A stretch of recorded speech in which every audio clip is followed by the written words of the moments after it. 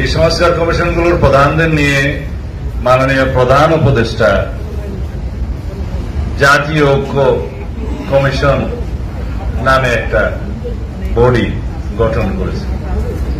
তার সাথে সম্ভবত প্রথম বৈঠক রাজনৈতিক দল সমূহের 15 তারিখ হতে পারে। ওনারা আলাপের সময় আমাদেরকে জানিয়েছেন, তবে এখনো আহ্বান করেনি বিদায় সেটা আমরা সুস্পষ্টভাবে বলতে পারবো না, তবে ধারণা করা যায় 15 তারিখ শুরু করবেন। সেটা হবে গ্রাউন্ড ব্রেকিং সেরেমনি। তারপরে আলাদা আলাদাভাবে রাজনৈতিক দল সমূহের সাথে বসবেন এই সংস্কার প্রস্তাবগুলো নিয়ে। আমি বলছি যে নির্বাচন কমিশনের দায়িত্ব যদি নির্বাচন কমিশন পালন করে, সরকার যদি সাংবিধানিকভাবে নির্বাচন কমিশনের সমস্ত কর্মকাণ্ডে সহযোগিতা করে, সাংবিধানিকভাবে ফেসিলিটেট করে, তাহলে নির্বাচন সুষ্ঠু নিরপেক্ষ হওয়ার সম্ভাবনা 99%। এই বিষয়গুলো মীমাংসিত এই অন্তর্বর্তীকালীন সরকারের অধীনে এবং বর্তমান নবগঠিত নির্বাচন কমিশনের অধীনেই আগামী সুষ্ঠু নিরপেক্ষ নির্বাচন হবে বলে আমরা বিশ্বাস করি। সেই নির্বাচনের রোডম্যাপ প্রদানের জন্য আমরা বারবার কথা বলছিলাম। গত কয়েকদিন আগেও সরকারের উচ্চ পর্যায়ে মাননীয় প্রধান উপদেষ্টার সাথে আমরা কথা বলেছি। তিনি মোটামুটি আশ্বাস দিয়েছেন যে নির্বাচন ডিসেম্বরের মধ্যেই করার জন্য আমরা সমস্ত আয়োজন করছি। নির্বাচন কমিশনের সাথে আমরা দেখা করতে গিয়েছিলাম, তাদের প্রস্তুতি সম্পর্কে আমরা জেনেছি। আইন হচ্ছে জানুয়ারির 2 তারিখ প্রতি বছর ভোটার তালিকা আপডেট হয়, মার্চের 2 তারিখ সেটা আরো রিফাইন্ড হয়, ক্রিয়া থাকে, সেটা মে মাসের মধ্যে সমাপ্ত হয়। বলছেন জুনের মাঝামাঝি মোটামুটি নির্বাচনে এই ভোটার তালিকা সংক্রান্ত অন্যান্য কর্ম আমাদের সমাধান হয়ে যাবে। ডিলিমিটেশন সহ কিছু বিষয়ে আইনে একটু জটিলতা আছে, সেটা এর মধ্যে একই সাথে চলতে পারে। এবং অন্যান্য রিফরমেশন যেগুলো আছে সংস্কার নির্বাচনমুখী, জরুরি, স্বল্প মেয়াদী, অনেকেই কথা বলছেন স্বল্প এবং মধ্য দীর্ঘমেয়াদী। এই স্বল্প মেয়াদী সমস্ত সংস্কারগুলো করে আমরা হিসাব করে দেখেছি এটা খুব বেশি হলে মে জুন পর্যন্ত সময় লাগে। তাহলে এরপরে ইমিডিয়েট নির্বাচন নয় কেন? সবাই বলছে বর্ষাকালীন সময়ে নির্বাচন হয় না, অনেক বন্যা টন্যা হয় আমাদের দেশে। অবশ্য আমি প্রথমবার যখন নির্বাচিত হয়েছিলাম সে সময় জুনের 12 তারিখ ছিল 1996 সনে। বৃষ্টি গরমের মধ্যে অনেক কষ্ট হয়েছে, বাট নির্বাচন সুষ্ঠু হয়েছে, আমরা নির্বাচিত হয়েছি। আজকে দেখি 30 বছর আগের কথা প্রায় বলছি।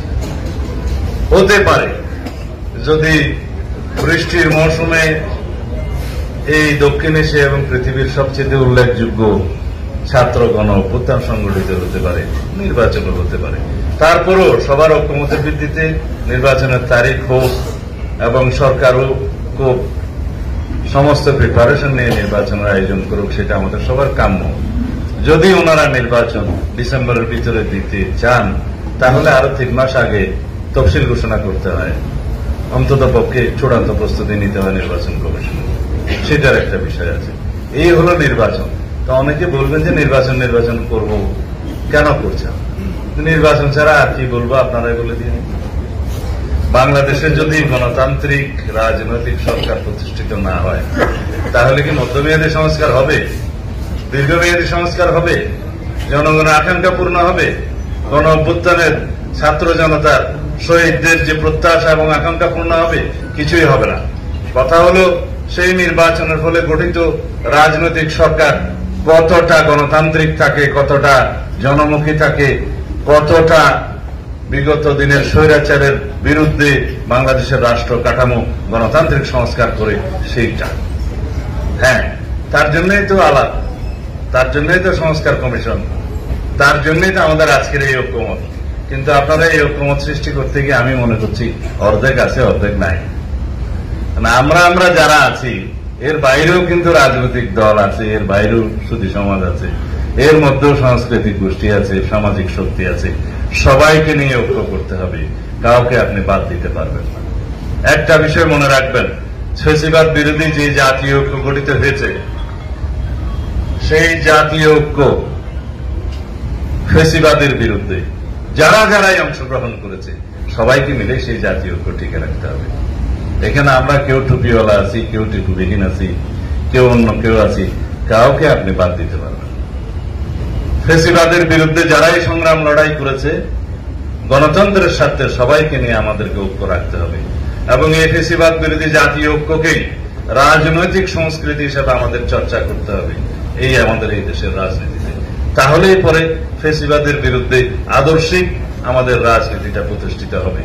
আমাদের রাজনৈতিক ফিলোসফি হবে এই দেশে যাতে আর কোনদিন কনস্টিটিউশনাল ফুয়েরার, সাংবিধানিক ফুয়েরার এবং সংসদীয় নায়কতন্ত্র প্রতিষ্ঠিত না হয়। প্রশ্ন উঠতে পারে সেটা কি কখনো এই ইউনিটি অফ দি ডাইভার্সিফিকেশন যেটা মান্না ভাই বললেন সেটাতে সম্ভব? আসলে এটাই বিউটি, যে কোন দেশে একটি জাতি গোষ্ঠী থাকে না, একটি গোত্র থাকে না, একটি ধর্ম থাকে না, একটি কালচারের লোক থাকে না, একই খাদ্যাভ্যাসের লোক থাকে না, একই জলবায়ু বা আবহাওয়ার লোক থাকে না। বাট আমাদের এই দেশটা অনেকটা হোমোজেনিয়াস। আমরা একই ভাষায় কথা বলি, প্রায় দেখতে সবাই একই রকম, যদিও বৈচিত্র্য আছে, এবং আমাদের ম্যাক্সিমাম মানুষের ধর্ম আচারও প্রায় একই রকম। 10% বাদ দিলে যাদের মধ্যে হয়তো বিভিন্ন সংখ্যা আছে, 2%, 8% আছে, কিন্তু এই দেশে সবসময় সম্প্রীতি বজায় ছিল।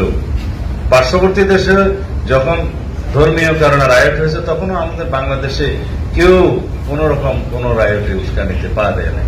এটা আমাদের অতীত নজির আছে। 1992 সালে যখন পার্শ্ববর্তী দেশে বাবরি মসজিদ ভাঙা হয় আমাদের দেশ, তখন আমরা সরকারে ছিলাম, একটি ফুলের টোকাও কোথাও পড়েনি। আমরা সেই সম্প্রীতি বজায় রেখেছি।